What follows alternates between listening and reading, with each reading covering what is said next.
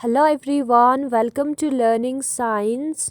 आज का हमारा टॉपिक है कूलम्स लॉ। कूलम्स लॉ में क्या होता है? Charles A Coulomb gave a law to determine the force of attraction और force of repulsion between two point charges at rest. हमारे पास एक साइंटिस्ट था जिन साइंटिस्ट का नाम था चार्ल्स ए कूलम। उन्होंने एक लॉ दिया क्या करने के लिए? डिटरमाइन करने के लिए, फाइंड करने के लिए जो फोर्स होता है अट्रैक्शन का या रिपल्शन का दो पॉइंट चार्जेस के बीच में रेस्ट पर। ठीक है, जब हम दो पॉइंट चार्जेस को रेस्ट पर रखते हैं तो वो दोनों या तो अट्रैक्ट होता है या रिपेल होता है। उसको डिटरमाइन करने के लिए कूलम ने एक लॉ दिया। The force between two point charges at rest is known as electrostatic force और कूलम्स फोर्स। ठीक है, तो जो फोर्स होता है उसी फोर्स को जो कि एक दूसरे को अट्रैक्ट कर रहा है या रिपेल कर रहा है, दो पॉइंट चार्जेस को, बहुत ही छोटे चार्जेस को जो कि रेस्ट पर है, उसको हम इलेक्ट्रोस्टैटिक फोर्स कहते हैं। स्टैटिक का मतलब होता है क्या? स्टैटिक का मतलब होता है रेस्ट, इलेक्ट्रो का मतलब चार्ज। तो जो दो चार्जेस के बीच में फोर्स है उसको हम कहेंगे, जो कि रेस्ट पर है, उसे हम कहेंगे इलेक्ट्रोस्टैटिक फोर्स या उसको हम कूलम्स फोर्स कहते हैं। अकॉर्डिंग टू कूलम्स लॉ के मुताबिक द फोर्स ऑफ अट्रैक्शन है यहाँ पर, ठीक है, और repulsion between two point charges is. Coulomb's ने अपने लॉ में क्या कहा? जो फोर्स ऑफ अट्रैक्शन होता है या रिपल्शन होता है दो पॉइंट चार्जेस के बीच में, वो जो है डायरेक्टली प्रोपोर्शनल होता है to the product of the magnitude of charges. ये जो दो चार्जेस है उनका मैग्नीट्यूड वैल्यू कितना है उसके प्रोडक्ट से, and inversely proportional to the square of distance between them. और ये जो दो चार्जेस है उनके बीच में जो डिस्टेंस है उसके स्क्वायर से इनवर्सली प्रोपोर्शनल होता है, वो बताया हमें कूलम ने। ठीक है, उसके मैग्नीट्यूड से डायरेक्टली प्रोपोर्शनल होता है। डायरेक्टली प्रोपोर्शनल मींस जितना चार्ज का वैल्यू मैग्नीट्यूड इंक्रीज होता जाएगा उतना जो है उसका फोर्स इंक्रीज हो जाएगा। और इनवर्सली प्रोपोर्शनल मींस जितना उसका डिस्टेंस का स्क्वायर इंक्रीज होता जाएगा, इनवर्स है, तो उसका जो फोर्स है वो कम होता जाएगा। ठीक है, let us consider two like point charges of magnitude Q1 and Q2। हम सपोज करते हैं कि हमारे पास दो पॉइंट चार्जेस है और उसका मैग्नीट्यूड जो है एक का है Q1 और दूसरे चार्ज का है Q2, separated by a distance R। और उन दोनों के बीच में जो डिस्टेंस है, इन दोनों चार्जेस के बीच में जो डिस्टेंस है वो हमारा R है, जो कि फिगर 2.1 में दिखाया है। Therefore the force of attraction और repulsion between them is given by। तो जो force of attraction होगा, ये दोनों एक दूसरे को अट्रैक्ट करेंगे या रिपेल करेंगे। लाइक चार्जेस होगा तो रिपेल करेगा, अनलाइक डिफरेंट चार्जेस होगा तो अट्रैक्शन होगी। ठीक है, तो ये दोनों चार्जेस जो है वो एक दूसरे को अट्रैक्ट करेंगे या ये जो दो चार्जेस है वो एक दूसरे को रिपेल करेंगे, जो कि यहाँ पर एरो से दिखाया है। ठीक है, रिपेल मीन्स एक दूसरे से दूर जाएंगे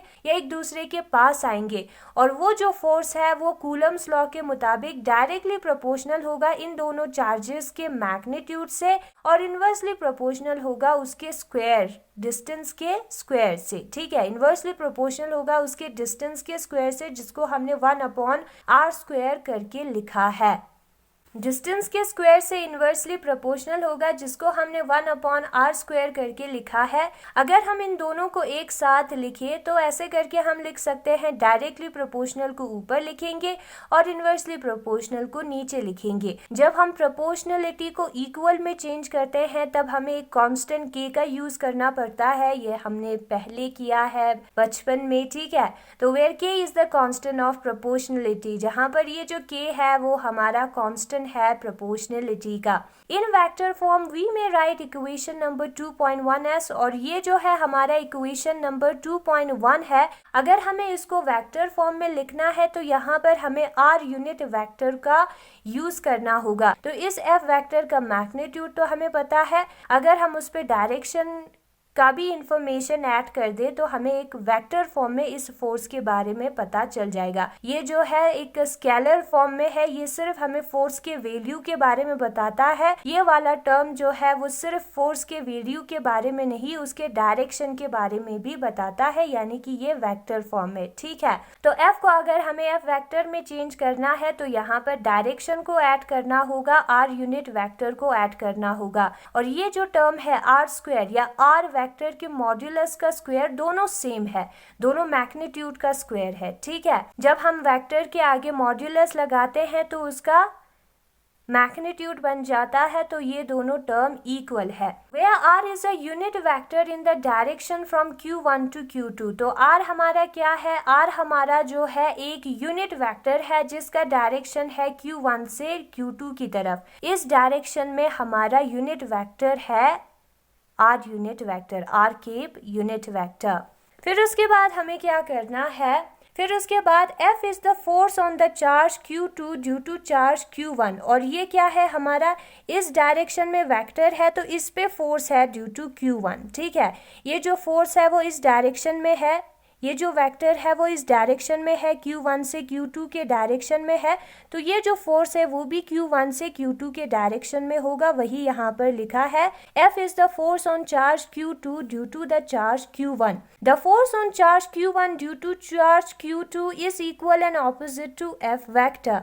अब इस Q2 के वजह से इस पर जो फोर्स होगा वो जो है क्या होगा, इक्वल होगा इसी टर्म से, लेकिन ऑपोजिट होगा इस टर्म से। ठीक है, इस टर्म के ऑपोजिट डायरेक्शन में होगा लेकिन मैग्नीट्यूड में इक्वल होगा, that is equal to minus F vector.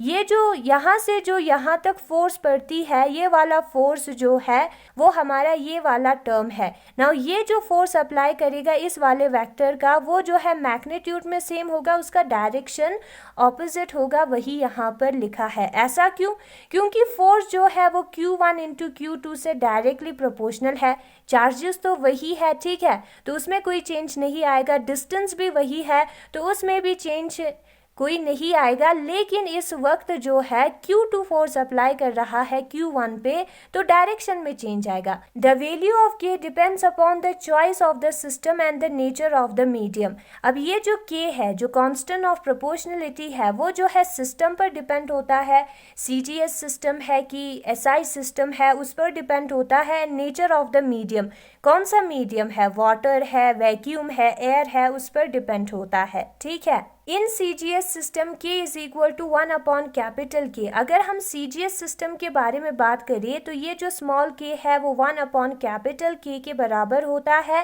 Where capital K is the dielectric constant of medium. जहाँ पर जो कैपिटल K है वो डाइलेक्ट्रिक कांस्टेंट है मीडियम का, तो इसके जगह पर हम 1 अपॉन कैपिटल K यूज करेंगे CGS सिस्टम में, इस वाले इक्वेशन में। ठीक है, CGS सिस्टम के लिए। फॉर वैक्यूम एंड एयर, अगर हमारा मीडियम वैक्यूम है या हमारा मीडियम एयर है तब ये जो कैपिटल K है डाइलेक्ट्रिक कांस्टेंट मीडियम का वो 1 के बराबर होता है, तो यहाँ पर 1 आएगा, 1 डिवाइडेड बाय 1 होता है 1, इनटू दिस टर्म करेंगे तो यही टर्म आएगा। ठीक है, तो यही वाला टर्म बचेगा यहाँ पर, नॉट मतलब वैक्यूम या एयर के लिए ये जो कंडीशन है वो होता है। नाउ अगर हम SI सिस्टम के बारे में बात करें तो ये जो K है SI सिस्टम में, ये जो K है वो किसके बराबर होता है, 1/4 pi epsilon not epsilon r के बराबर होता है, जहाँ पर एप्सिलॉन नॉट जो है वो 8.85 into 10 raise to power -12 C4 है coulomb, coulomb square newton inverse metre inverse के स्क्वायर के बराबर है। ये जो है हमारा एप्सिलॉन नॉट का वैल्यू है, and is called permittivity of free space, और इसको हम परमिटिविटी ऑफ फ्री स्पेस कहते हैं। And epsilon r is called the, और ये जो एप्सिलॉन r है उसे हम क्या कहते हैं, एप्सिलॉन r को हम कहते हैं relative permittivity of the medium. ठीक है, एप्सिलॉन नॉट जो है वो फ्री स्पेस का रिलेटिव परमिटिविटी है और एप्सिलॉन r जो है वो मीडियम का परमिटिविटी है। फॉर एयर एंड वैक्यूम, जब हम एयर या वैक्यूम के बारे में बात करें तो जो एप्सिलॉन r है वो 1 के बराबर होता है, ये वाला जो टर्म है वो 1 के बराबर होता है। यहाँ पर हमने K के जगह पर उसका वैल्यू यूज किया है SI सिस्टम में। ठीक है, तो F not, not means air के केस में या वैक्यूम के केस में जो F है वो हमारा F0 बन जाएगा और वो बराबर होगा 1/4πε0। यहाँ पर 1 है, इस टर्म को 1 से इंटू करेंगे तो यही टर्म आएगा इंटू दिस टर्म जो है वो हमें मिलता है। ना 1/4πε0 जो है वो 9 × 10⁻⁹ newton metre square coulomb inverse square के बराबर है। ये हमारा वैल्यू है तो उसको हम यहाँ पर यूज करेंगे। इस टर्म के जगह पर 9 × 10⁻⁹ हम यूज कर सकते हैं। तो इस टर्म के बराबर आएगा एयर और वैक्यूम के लिए ये जो कूलम फोर्स है वो 9 × 10⁻⁹ दोनों चार्जेस का magnitude divided by R square के बराबर होता है। सीजीएस सिस्टम में ये वाला टर्म होता ही नहीं है एयर और वैक्यूम के लिए, कूलम फोर्स के लिए, लेकिन जो एसआई सिस्टम है उधर ये वाला टर्म होता है। और यही है हमारा आज का topic F = 9 × 10⁻⁹ Q1 × Q2 R square. ठीक है, यही हमारा कूलम फोर्स है जो कि कूलम ने दिया था।